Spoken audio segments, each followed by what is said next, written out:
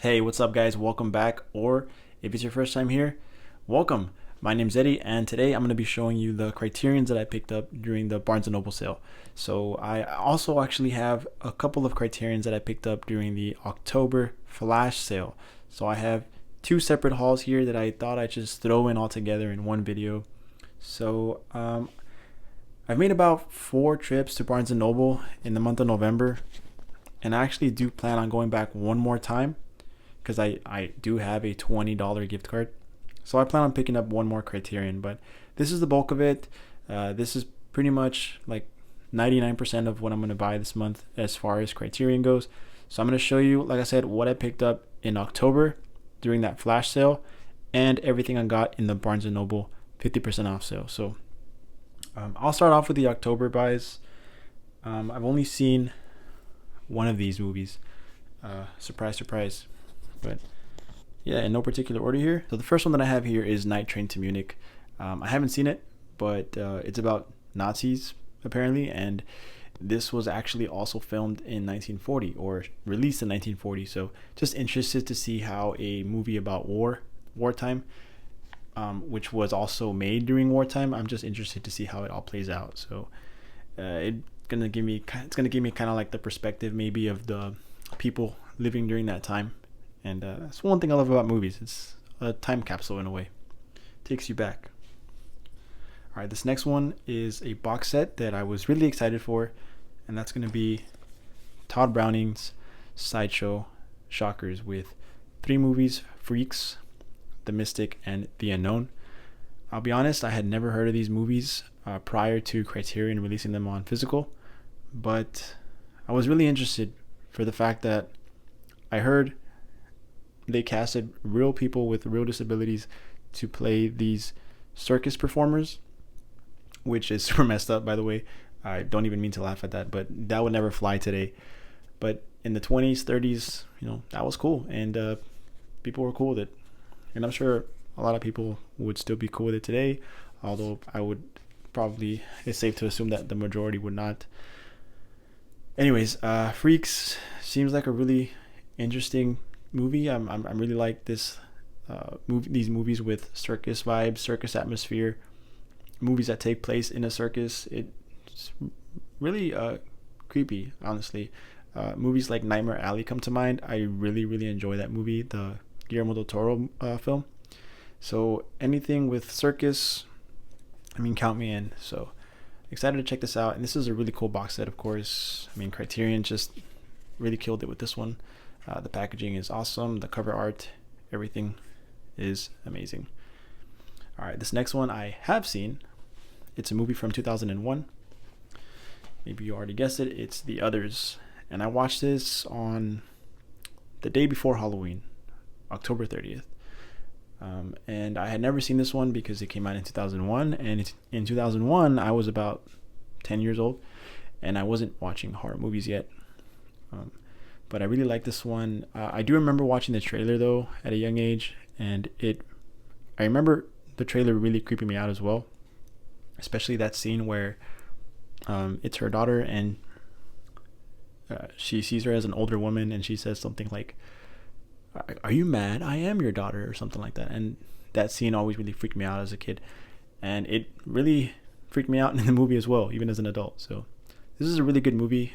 Nicole Kidman with a great performance, Oscar worthy. I don't know if she was nominated or anything like that, but definitely well deserved if she was, and if she won it, well deserved for sure. But this is an extremely well shot film, extremely well told story, and I knew there was a twist in this movie going in. I didn't know what the twist was. I must say though, I did watch The Sixth Sense for the first time a few days prior to watching this movie, and for some reason watching 2 movies of similar genres with a twist, I feel like the fact that I saw The Sixth Sense before this, it took away from the experience of this one a bit. Like, it didn't hit as hard as I would have liked. The twist, that is. I don't know. It's just, they're very similar in a lot of ways. Still, not the fault of this movie. Just, it's like watching 2 similar movies in proximity. So 4K transfer is amazing. Definitely recommend picking up the others on 4K. And apologies if I seem a bit out of breath. I actually just came back from a run as well, so I'm a little tired, but wanted to make this video. Alright, next movie is another horror movie from what I hear. Haven't seen it, so I can't speak too much on it, but it's going to be Don't Look Now. And I haven't heard too much about this movie other than it is a bit disturbing, or quite disturbing if I remember correctly. And I'll be honest, the main reason I picked this up was because the Blu-ray of this was out of print, and I just wanted to grab the 4K and rub it in those people's faces who had the Blu-ray and now it's worth nothing. So no, I'm kidding, guys, but I did want to pick that one up because it just,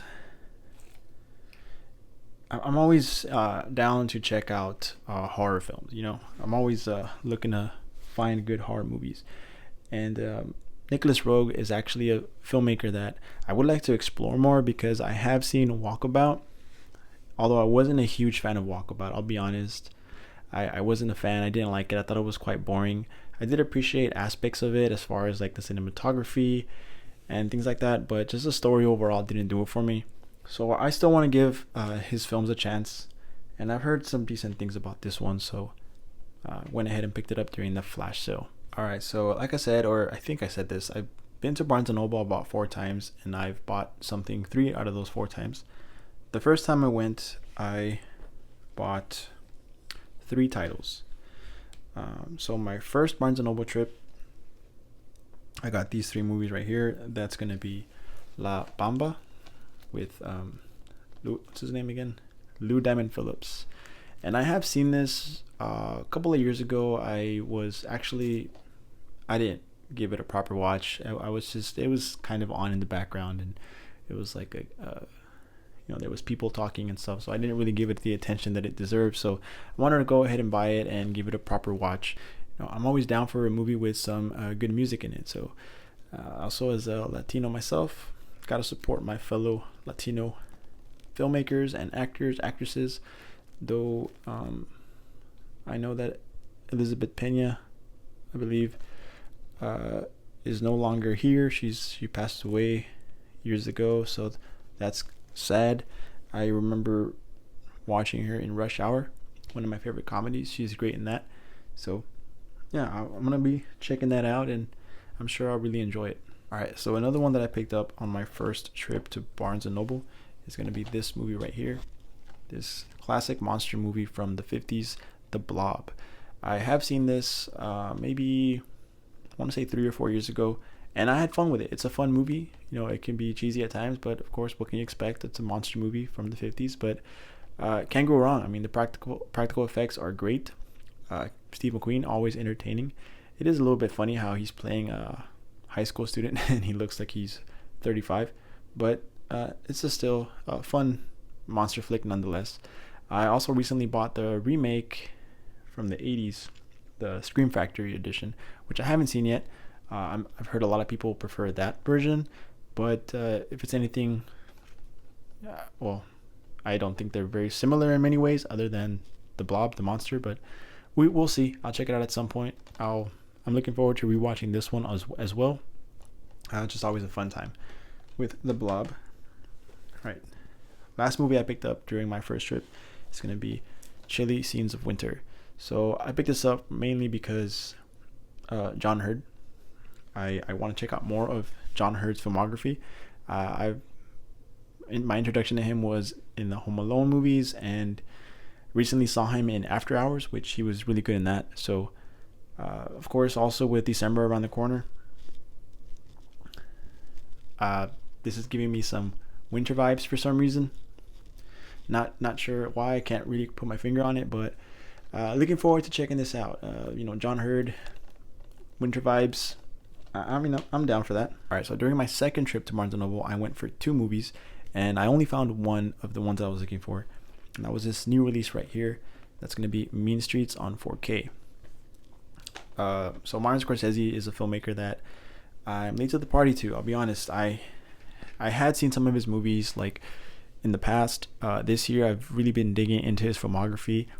I've seen Casino, Raging Bull this year, After Hours, like I said, Cape Fear, to name a few. And yeah, so I'm really interested in checking out Mean Streets. Of course, can't go wrong. Robert De Niro, Harvey Keitel, two powerhouse actors. Martin Scorsese, powerhouse filmmaker. So I'm pretty sure that I'll like this. Takes place in New York, so I'm always interested to check out, the New York City backdrop, Little Italy. Yeah, so pretty sure I'll enjoy it. Hopefully. All right. So before I get into my final Barnes & Noble trip, I did have to place an Amazon order because Barnes & Noble did not have this one in stock. And I've been trying to get this one for a while, and it's just never in store. So I finally got on Amazon and pulled the trigger. Beauty and the Beast. In French, of course, from 1946. And I thought that this was a beautiful film. I really enjoyed this. I actually watched it twice. Once all the way through, and then the second time with the commentary by cultural historian Sir Arthur Frayling. I want to say Christopher Frayling. Apologies, Sir Christopher Frayling, and a very insightful commentary. I really, man, this movie. It's just really. I'm just doing this. I'm sorry. This movie is really good. I would definitely recommend it if you are even slightly a fan of the animated version. There's a lot of differences, of course. I mean, why wouldn't there be? But if you're even slightly a fan of that one, definitely watch this one. Two different stories. This one focuses a lot also on Belle's sisters, like her family. And she has a brother in this one too, which in the animated version, she's an only child. But I can go on and on just praising the technical achievements of this movie. I mean, the practical effects, the lighting, camera tricks, costume design. I mean, everything is just spectacular. I mean, hats off to the filmmaker, to everyone involved with this movie, the cinematographer, who I heard, the cinematographer is the same cinematographer who did Wings of Desire. So Henry Alekan, I'm probably butchered that, I'm sorry, but yeah, fantastic movie. Definitely recommend. I give it 4 out of 5 on Letterboxd. I want to say 3.5 stars, and then when I saw it with the commentary, it shot up to 4 stars. For some reason, rewatching movies, my rating tends to go up. And last but not least, 2 movies left here that I picked up on my final trip to Barnes & Noble. And these actually, I picked up at a Barnes & Noble that was 4 hours away. I didn't drive 4 hours just to get these. I was out of town on a road trip, little getaway during the Thanksgiving break. And I had to stop at a Barnes, of course, and I picked this one up because it was not in stock in my local stores, but I found it over there. And this Barnes & Noble had like way more stock. Like, I'm so jealous. I wish I lived close to that one because it was stacked with Criterions. And they had tons of copies of this one. Last Picture Show on 4K, which includes the sequel, Texasville. And of course, I'm from Texas, so a movie that takes place in Texas, 50s. I'm down. I want to check it out. Like, love Dazed and Confused. Movies that take place in Texas. I'm in. But yeah, has a young Jeff Bridges, so can't go wrong with that. And Peter Bogdanovich. I mean, I really enjoy Targets from Peter Bogdanovich, so digging more into his filmography. All right, and the final Criterion I got. This one I've heard good things around the YouTube community. People that collect Criterions have recommended this one before. And as I was browsing the Barnes & Noble, there was 2 guys talking about films, talking about Criterions, and they were giving each other recommendations, talking about Criterions and Letterboxd, and I was just like eavesdropping on them, like, man, I wish I had friends like these in real life. The only friends I have that are into Criterions and Letterboxd are on YouTube or Instagram. So it was cool to hear someone in person talk about these things. And one of the films that one of the guys recommended was, he said, if I can recommend one film, it's Hal Ashby's Being There. So I overheard that, and I had already had it on my wish list. So just hearing that just really pushed me over the edge. So I went ahead and got Hal Ashby's Being There. So here it is. I really don't know too much about this movie. Kind of looking at the cover, it's giving me like Truman Show vibes, but we'll see. I really want to go into this as blind as possible. I don't know much about Hal Ashby or Being There at all. So that sounded funny. Or the film being there. But anyways, yeah, guys, that's all I picked up for my Criterions. Everything I got for the November sale and the October flash sale. Like I said, I believe I mentioned I have a $20 Barnes & Noble gift card, so I will be going back. There's one more Criterion that I have my eyes on, and that's the Day Trippers. I really want to get that one, so I'll probably get that one, check it out at some point.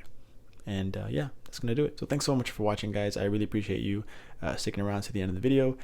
If you like the video, definitely hit a like, subscribe, and let me know what Criterions have you picked up this month. Do you plan on picking up any more?